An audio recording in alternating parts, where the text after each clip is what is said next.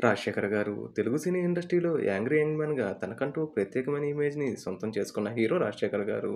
రాజశేఖర్ గారు కెరీర్ మొదట్లో 'ఆహుతి', 'అంకుశం', 'అల్లరిప్రియుడు' వంటి సూపర్ హిట్ మూవీస్‌ని తన ఖాతాలో వేసుకొని మంచి పేరైతే సంపాదించుకున్నారు. అయితే ఆయనకున్న పేరు కంటే ఆయనకి ఇంకా మంచి స్టార్‌డమ్ వచ్చుండేదేమో. కానీ ఆయన కొన్ని సినిమాల్లో రిజెక్ట్ చేసి చాలా పెద్ద తప్పు చేశాడనే చెప్పాలి. ముఖ్యంగా డైరెక్టర్ శంకర్ గారి డైరెక్షన్‌లో 'జెంటిల్‌మెన్' మూవీలో రాజశేఖర్ గారినే హీరోగా సెలెక్ట్ చేశారట. కానీ కొన్ని రీజన్స్ వల్ల రాజశేఖర్ గారు ఆ మూవీని రిజెక్ట్ చేయటం, తర్వాత ఆ మూవీని అర్జున్ గారు ఓకే చెప్పటం, 'జెంటిల్‌మెన్' మూవీలో అర్జున్ గారు హీరోగా నటించి బ్లాక్ బస్టర్ విజయాన్ని సొంతం చేసుకోవడం జరిగిపోయింది.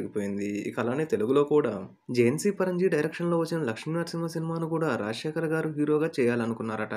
కానీ ఆ సినిమా రీమేక్ హక్కులను బెల్లంకొండ సురేష్ ముందుగానే కొనుగోలు చేయడం వల్ల రాజశేఖర్ గారు ఆ సినిమాను చేయలేకపోయారట. దాంతో రాజశేఖర్ గారు చాలా డిసప్పాయింట్ అయినట్టుగా అప్పట్లో వార్తలు కూడా వచ్చాయి. పవర్‌ఫుల్ పోలీస్ గెటప్‌లో బాలకృష్ణ గారు అద్భుతంగా నటించినప్పటికీ రాజశేఖర్ గారు కూడా అంతకు మించి గొప్పగా నటించేవారంటూ ఆయన అభిమానులు ఇప్పటికీ అభిప్రాయపడుతున్నారు. ఇక మాస్ డైరెక్టర్ పూరి జగన్నాథ్ డైరెక్షన్‌లో వచ్చిన 'శివమణి' మూవీలో కూడా నాగార్జున గారికి బదులుగా మొదట రాజశేఖర్ గారిని హీరోగా అనుకున్నారట.